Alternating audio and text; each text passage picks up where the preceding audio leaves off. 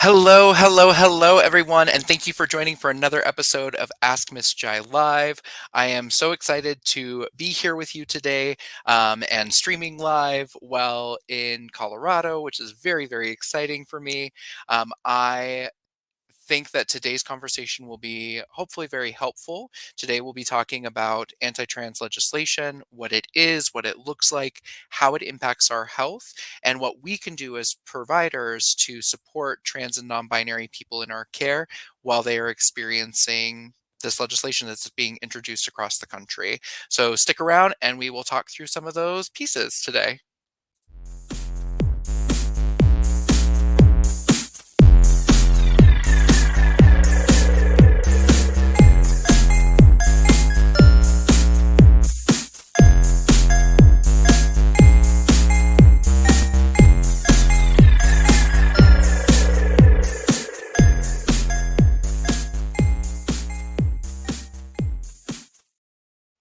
Hello, and thank you for joining us today for Ask Miss Jai Live for our conversation on anti trans legislation and what that means and how it impacts our health and well being and the health and well being of our clients. If you are catching this episode live, please go ahead and put a hashtag live in the chat. I'd love to see who's here. If you have any questions that come up, please put those in the chat as well. Hi, Shakina. I'm so glad that you're here. It's good to see you. So, today we're going to be talking about anti trans legislation, what that looks like, kind of what we're seeing, as well as how this impacts our ability to get care or the care for trans and non binary people to get care. And then we'll be talking about how that ultimately then impacts our health outcomes and what are some things that we can do. I think it's important that we walk away from a conversation knowing that there are action steps that we can take and that those action steps can help us to make life a little bit easier for our trans and non-binary patients and clients. So what are we seeing? When I say anti-trans legislation, I'm talking about legislation that's being introduced across our country that is either directly targeting trans and non-binary communities or gender diversity, or legislation that is targeting gendered aspects of our society and is going to disproportionately affect trans and non-binary people. So some examples of this, we've seen bills that are being introduced that restrict access to gender affirming care. So we see across the country a number of states that have introduced legislation to restrict gender affirming care for transgender and non-binary adolescents and minors, anyone under the age of 18. So that can mean restricting access to puberty blockers, restricting access to gender affirming hormone therapy, restricting access to surgical intervention, which is often talked about as the what has precipitated these conversations. However, we know a lot of most trans and non-binary youth are not receiving any sort of surgical intervention, and so it's impacting ability to get gender affirming hormone therapy or puberty blockers. We also see that there are some states that have started to introduce similar health restrictions for trans and non-binary adults as well. So this kind of falls into one bucket, which is the legislation that is restricting direct access to care. The second bucket is restricting access to the or restricting the ability for professionals to be able to respect pronouns and name. So we see this in terms of legislation that says you can't talk about gender identity in schools, you can't call a youth by the pronoun that they use or by the name that they use, needing to get parents involved if a student discloses that they are transgender or questioning their gender. All of that is restricting the ability to respect the individual and restricting the ability for the provider to be able to affirm the identity of the person who's sitting in front of us. And then the third bucket that I'm going to talk about is this legislation that is not directly targeting trans people, but that trans people will be disproportionately impacted by. And we see this most frequently with drag bans. So, drag bans oftentimes are constructed in such a way that they are making it a f- uh, making it a fine or a felony or a misdemeanor or criminalizing being out in public in clothing or expressing your gender in a way that doesn't match your sex assigned at birth in some states, or in other states, the gender marker that is on your legal documentation. And so And if that happens in front of a minor, then the penalties are much harsher as well. And so what we know is that it's being framed as this is to prevent drag shows, that drag is a burlesque act or is an adult cabaret act. And in order for someone to be out in the world and doing drag, it needs to be out of the sight of minors. And the reason I say that this is going to disproportionately impact trans and non binary people is I think about what it means for us to be dressed in clothing, to be expressing our gender in a way that is not in alignment with our sex assigned at birth or what is on our legal documentation. So today I am wearing a skirt, and my legal documentation says M. And so if I'm walking around, if I go to the grocery store in a skirt, there is likely going to be minors present because oftentimes folks will take their kids grocery shopping with them. And so am I in violation of this potential policy? Is that violation going to carry with it a really harsh penalty that's going to then get me involved in the criminal justice system?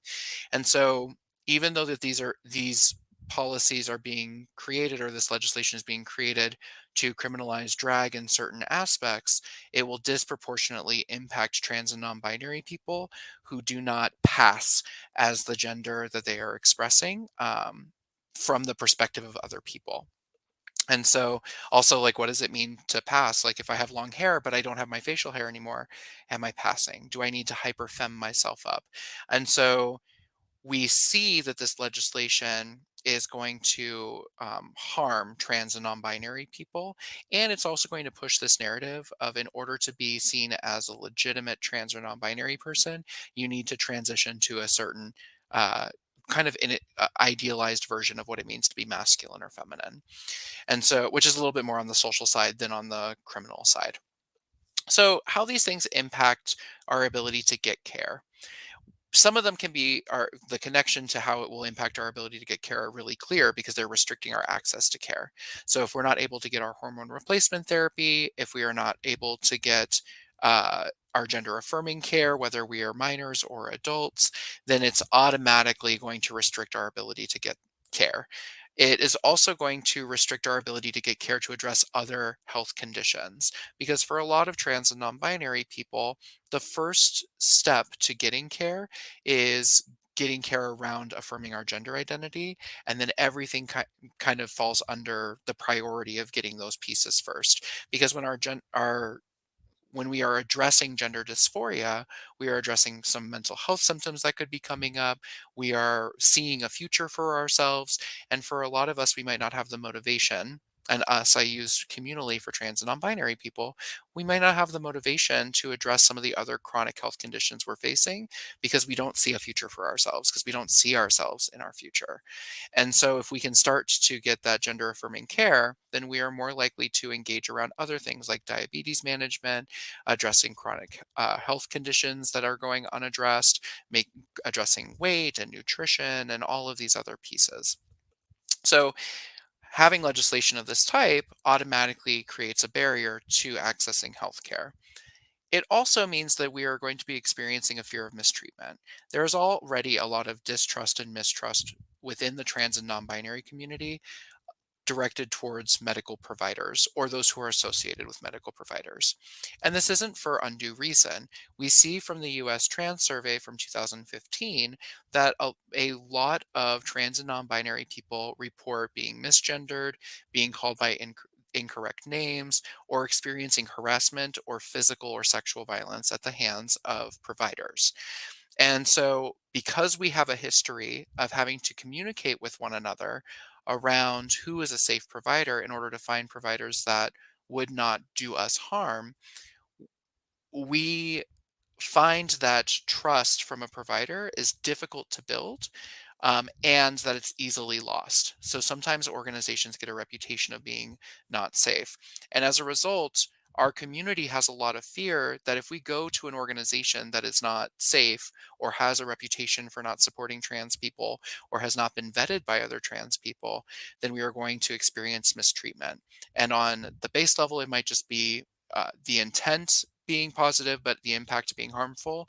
And in more severe situations, we see trans people's health needs being completely disregarded, or trans people being treated as a medical oddity. So trans people being coming in for a upper respiratory infection and being asked to show their genitals as an extreme case. And so this fear of mistreatment means that we are more likely to delay our getting our health needs met until an emergency is present. It also strains patient provider communication. So if we have restrictions in place around asking pronouns, around asking about gender identity, around asking name that someone goes by, then it's going to strain this relationship and the trust and the rapport we are trying to build with our trans and non-binary clients. But it's also going to strain the relationship with our cisgender clients and patients who don't go by their legal name, because we are trying to make a connection with someone in a very limited amount of time, because we are so overworked and overburdened.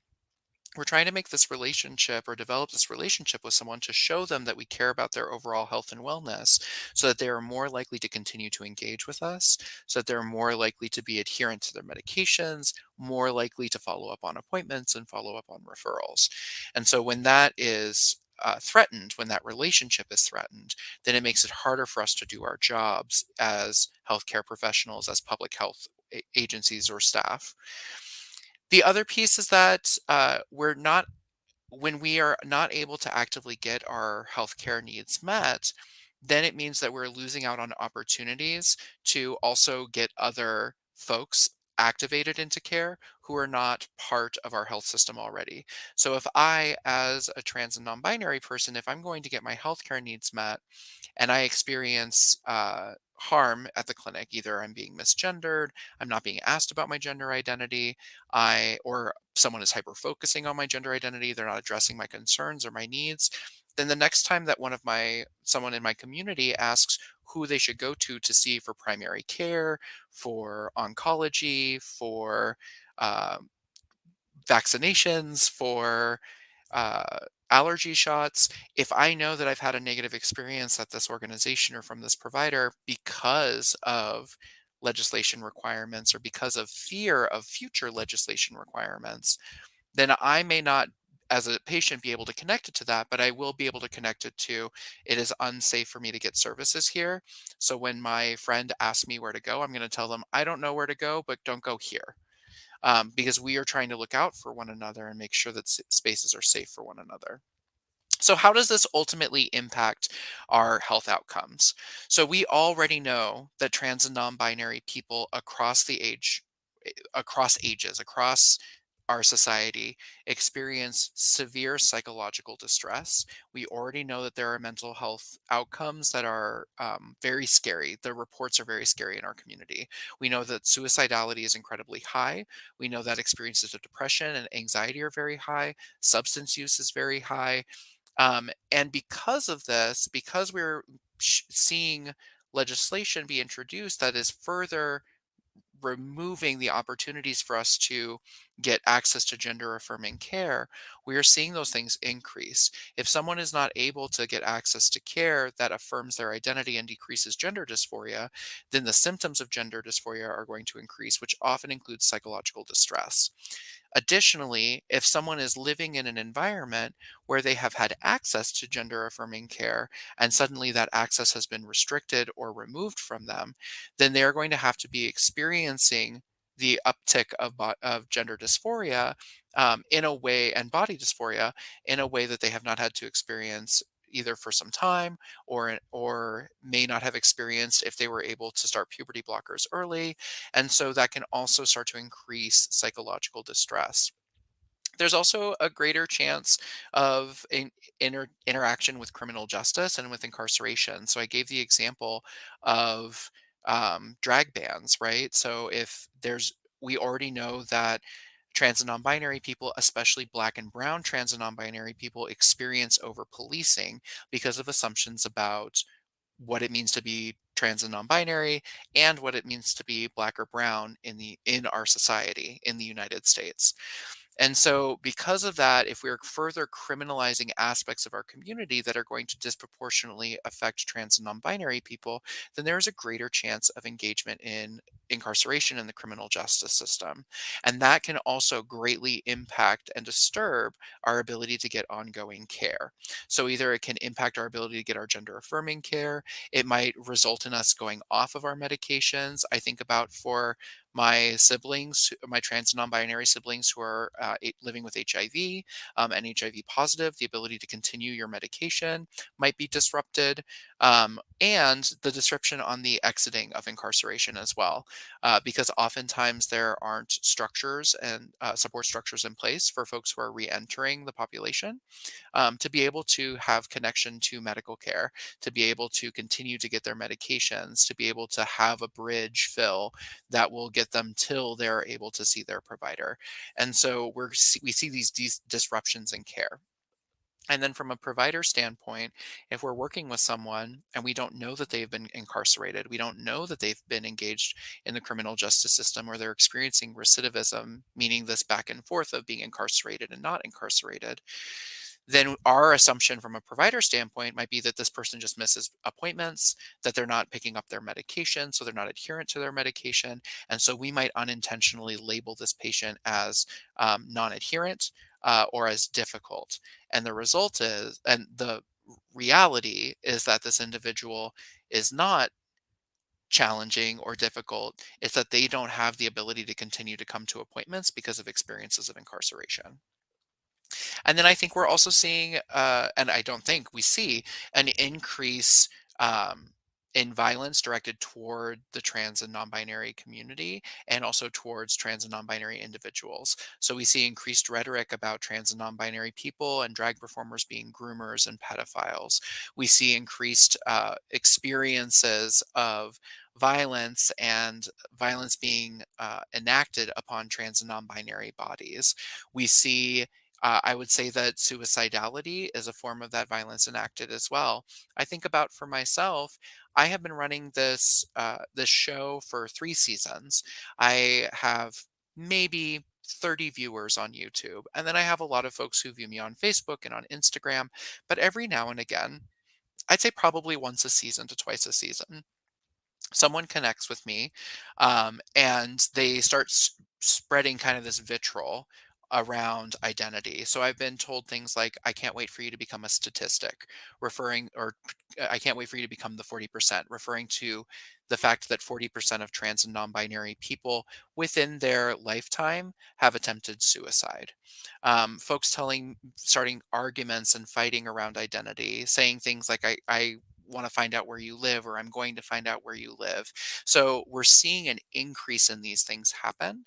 And when we see this increase in violence, we also have to think about what is the consequence for that violence. And if we're living in an environment where it's becoming legally acceptable to enact state violence towards trans and non binary people through the restriction of medical care, through the pushing out of environments, and states, when we see folks cheering because families are having to move because their trans children cannot get the medical care that they were receiving previously, and we see that coming from government entities, it's creating permission for more anti-trans violence to occur and more anti-trans rhetoric to occur.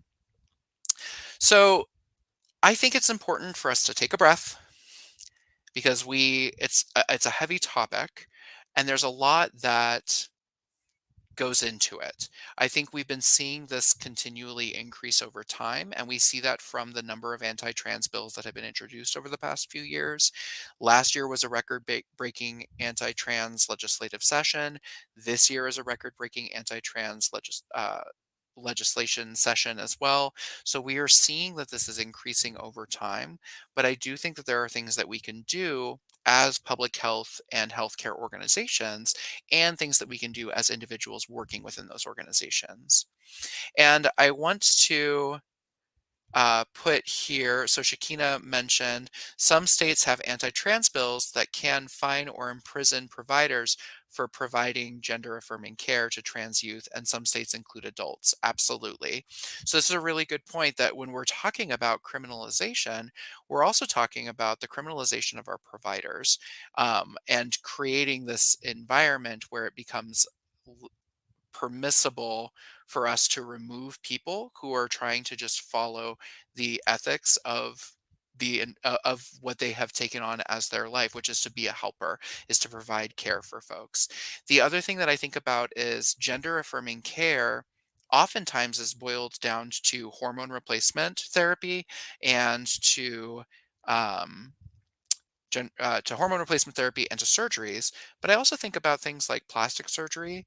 I think about things like uh, electrolysis and hair removal. I think about things like the uh, the adding of hair, so hair plugs and things of that nature. So there's a lot of ways that people experience and a lot of ways that gender affirming care can look when we look at just the practitioner aspects of it. And so because this is so broad, it can also start this very scary precedent of saying like, okay, well, anyone who's receiving electrolysis who is who has male or M on their legal documentation is potential, like anyone who's providing that to someone could potentially be liable. Like there's a lot of ways that this could potentially snowball and become more challenging. And some of the legislation that we see also doesn't define key language like sex or sex assigned at birth or gender. So I think it's important for us to recognize the fact that there's a lot of misinformation, which also gets me into my next point, which is what can we do? As employees, we have to move from a place of what the ethics of our professions say. So every medical helping profession has a code of ethics. Public health has a code of ethics. Medical care has a code of ethics. s- Social workers have a code of ethics. Behavioral health specialists have a code of ethics. So, what are the ethics of our work and the work that we are doing? As someone whose background is in public health, the ethics of that includes things like non-maleficence, so making sure we are not doing harm or intentionally being harmful; beneficence, so making sure there is a benefit to the community that we are serving; making sure that we are supporting people in a way that shows that and doing things like research, doing things like the development of interventions for public health that are not doing harm and that are actively benefiting our communities. And so we have to really return to our ethics and to what our organizations already say for our policies and procedures as well. So I was in a group recently where I was presenting, and folks were really concerned about, well, what happens if this comes back on me? What happens if it's reported that I have broken this law? And I say to them, we have to move with our ethics. And sometimes, unfortunately, the law is going to be in conflict with our ethics. But the other piece of it is, what do our policies and procedures say about this for our organization? And if our policies and procedures say something that is an antithesis to the law, we can also go back and say, well, the policy of my organization is to ask pronoun usage. The policy and the procedure is to use the person's current name that they go by, regardless of what their legal name is. So I think that also provides us some safety as an individual. It's also important to note, as I said before, misinformation is high right now. And legislatively, the changes are also happening very quickly. So sometimes we hear that a bill has been introduced or a bill is being voted on and has been approved, but that doesn't always mean that it's actually law. It could mean that it's been approved in the Senate or it's been approved in the House, and now it needs to go to the other side in order to be voted upon. And then once it is voted upon and agreed upon through both, it still needs to get through the governor's office as well. So I think before we say, oh, well, this has been voted on and approved, we have to recognize that misinformation is very high. And so if you're someone who's like, I won't do this if it is currently law, then you need to look up and see which of these are actually law and which are still in some sort of legislative space that haven't actually turned into a law yet. The other piece is that for a lot of legislation right now, there are organizations that are actively contesting it in court.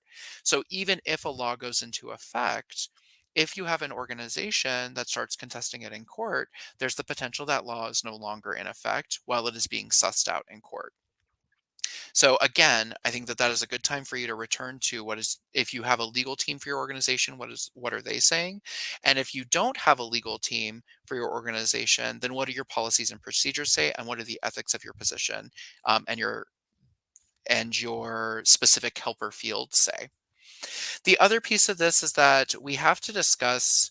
Um, we need to continue our work uh, with this idea of health equity in mind. So if you have a health equity team in your organization, then we can continue to work with that health equity team regardless of what's happening legislatively. So if we are concerned about trans and non-binary people's health, and we're seeing these things come down the pike legislatively, have we connected to our health equity team? If there isn't one, have we helped to develop one so that we can talk about how we're going to best serve our trans and non-binary patients and clients if these things become law, or if they have become law in the last legislative session?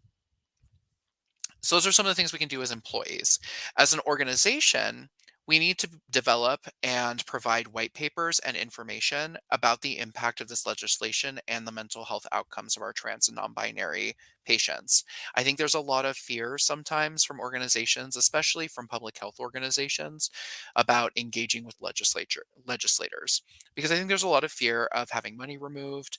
There's a lot of fear of, if we get involved in anything politically, that it's going to be harmful to our community. But I will say that coming from a background of HIV prevention and HIV care, oftentimes these organizations had to be at the forefront of providing information to legislators in order for it to be heard. I think individuals can speak to their legislators, and that is powerful. But I also think that we see a number of organizations needing to step up and say, either this is best practice, this is what the science is telling us, or this is the what we are seeing for the health of our communities. And so, for your organization, in order to take a nonpartisan approach and be able to provide this information to legislators, the development of things like white papers, which are just showing, what is the research telling us? What do we know about this health aspect? What is our local community experiencing? What is our organization doing? That can be helpful and give credence to legislators who are pushing a pro trans and non-binary agenda. It can also be helpful in addressing and trying to correct some of this misinformation that we're seeing in anti-trans legislation. And so that can be a helpful tool that's used in your community, and that other individuals outside your organization can use in their own advocacy to legislators. And then finally, as individuals, I think you need to learn about the pending legislation that is happening in our community and call your legislators. I think we need to be mindful about how we do it. So I wouldn't use your work email. I wouldn't identify myself as someone from a specific organization. I might say instead what my background is. So I might say I am a public health educator with X amount of years of experience, or I might say I am a physician who predominantly treats trans and non-binary people, or I'm a family medical doctor who treats families, that includes families with trans children or trans parents in families. So I think we can be more general, but we don't want to connect it back to our organization. If they search our name and find our organization, there's nothing, we can't control that, but I think we can be mindful in how we approach it. And then also making sure that we're advocating in our time off. So not while we're on the clock. So we can take some steps to make sure that we are separating, this is me, the citizen, versus this is me, the employee. But we can still speak from a place of expertise because we are still experts in the work that we have done. And so, how do we do this? What do we say? This is the other thing that comes up.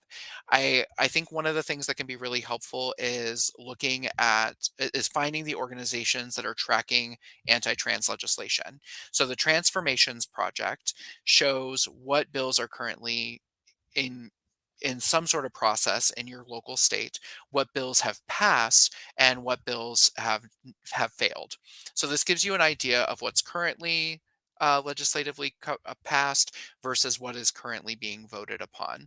And so I think looking at the Transformations Project to figure out what's going on in your state, to identify which bills are being voted upon, is the first step. The second is to prepare with a script for a call or an email. And the Transformations Project is great because it also gives you information about who your legislator is and who you'll want to contact. You also want to contact your local legislators, which there's an app called Capital Call, which quite honestly I haven't used in a few years, but it was the one that I used most frequently when I was doing local legislative work was this app Capital Call. But you can also find out by searching your address and to find out whose district you're in. So I'm going to give two scripts that you can potentially provide. The first is an email script, and the second will be a phone script. So feel free for this video to come back and review it. Feel free for this video to come back and pause it as you're writing things down. I think having a script can be incredibly helpful because it keeps us focused on what it is we are trying to share. And also keep in mind that oftentimes when folks receive this information, the response might just be, thank you for letting us know. Thank you for sharing this information. You might be engaged around a conversation based on your expertise, but oftentimes this is us providing and adding a tick to the tally of this is what your constituents want. So the email script. Dear blank, dear title and lawmaker name. I'm writing to ask you to please oppose any bills that discriminate against transgender and non-binary people. This includes efforts to retract access to affirming healthcare, sports, and public facilities that match their gender identity. Discriminatory efforts like these are deeply harmful to already at-risk trans children. You can now add a personal statement here. So this could be where your expertise is from, your personal experience as a trans person or with trans people in your life or trans children in your life. And then you can wrap it up with, I will be watching closely to see what you do to protect trans rights, and I will cast future votes accordingly. Thank you for your time and support. Sincerely, and you'll want to put your full name and your address, which must be included for it to be accepted, because they want to make sure that this is coming from folks who are within their district, within their service area. For the phone script, this is one that I've used before. Hello, I am a constituent of title lawmaker name. I'm calling to leave a message for title lawmaker name to please oppose any bills that discriminate against transgender people. This includes efforts to retract access to affirming healthcare, sports, and public facilities that match their gender identity. Discriminatory efforts like these make the journeys of young people more difficult than they need to be. And then you can add a personal statement. You can quote the research that we have seen if you are familiar with it. You can talk about your own personal experience as a trans person or with trans people in your lives. And then you'll wrap it up with, I will be watching closely to see what title lawmaker name does to protect trans rights, and I will cast future votes accordingly. Thank you for your time and support. So I think that these are two scripts that we can use. Clearly, you want to make them your own as well, but I highly encourage before you call or you email that you write it down for yourself first. Well, email, you're writing it down anyway. But I highly encourage that you write it down first if you're making a phone call because it will help you stay on track for what it is you want to share. And it helps you stay succinct around what your purpose is. So in this, it was general, oppose any bills that discriminate against transgender people. You might want to focus it down to something specific that's happening as well. So you might want to say, please oppose bill, etc., because it is blocking access to healthcare. This healthcare is desperately needed because we see that trans and non-binary youth who experience severe psychological distress. We know that it's worse for younger youth than it is for those over the age of 18, and this is a way to alleviate that psychological distress, as is evidenced by the American Medical Association, the American Psychological Association, et cetera, et cetera. So there's a question that came up from Shakina, can we create a coalition of individuals who are providers, but the coalition is non-employer based to advocate against anti-trans bills? I think that's a great question. I think that that is outside of the purview of me as an individual and Ask Miss Jai or Ask Miss Jai Live. But I would highly encourage for folks to come together. Shakina, you mentioned in the chat as well, the Trevor Project may have a template to also consider. I think the ACLU and the Trevor Project and Lambda Legal likely also have resources to connect providers to one another to help provide information around this. So I wonder what coalitions might already exist and if there are coalitions that of medical providers that have come together. I know I've seen it on a smaller scale where providers have come together to support around like gender affirming care for trans children across medical organizations that wasn't just specific to one medical organization. So I know that these coalitions develop and exist. But if you're familiar with a coalition like this, if you can put it in the chat, share that information in the chat or in the comments below, that will help us to be able to direct folks as well to these resources. So I want to thank you for taking the time and energy today to go through this. To sort of sum it up, anti-trans bills are on the rise. We're seeing record numbers introduced across the country. They are doing things that they are designed to restrict access to medical care for folks who are needing gender affirming care. They're designed to restrict the ability for providers to be able to be respectful and supportive of trans and non-binary people, and they're restricting our ability as trans and non-binary people to go about our daily lives and walk through life without additional harassment, incarceration, and experiences of violence. This is greatly impacting our ability to receive healthcare, and it's also greatly impacting and reducing or creating negative health outcomes for our communities. There are things that we can do organizationally as employees and as individuals. And so I highly encourage you to take one of the things that we've talked about today and start applying it to what you are doing, whether that be getting involved with a health equity team, reaching out to your legislator, referring to your policies and procedures, and making sure to still be supportive and respectful of pronouns and current name of a person, or working as an organization to create a white paper or some sort of research report or paperwork that can be sent to legislators and that is nonpartisan but talks about the impact and the health of trans and non-binary people in our community. Again, my name is Miss Jai. If you have been checking out this chat as we've been talking, please put a hashtag live in the chat. Shakina, thank you so much for being here and for sharing your expertise and these questions. If you're catching this on the replay, go ahead and put a hashtag replay and let me know in the chat what do you think about this? What do you think of the anti-trans laws that are happening currently in our country? What do you think of what's been going on for us? Have you seen the impacts of this in your local area? Um, and again, I want to thank you all for being present here today. The Ask Miss Jai Live is going to be shifting to just a YouTube platform. So if you're not currently subscribed to our YouTube channel, please go ahead and go to www.youtube.com/at Ask Miss Jai so that you can get subscribed to the channel and get these live discussions every Sunday. And then for the other places that this is currently broadcast on, you'll see clips, but I highly encourage you to be here for our live chats because I think that they're the most engaging. So again, my name is Miss Jai. I use she, her, and he, him pronouns. I'm the host of Ask Miss Jai Live. I'm so grateful that we've been able to have this conversation today. And as always, thank you for investing your time and energy in the health and well-being of trans and non-binary people. And until next time, stay safe and much love.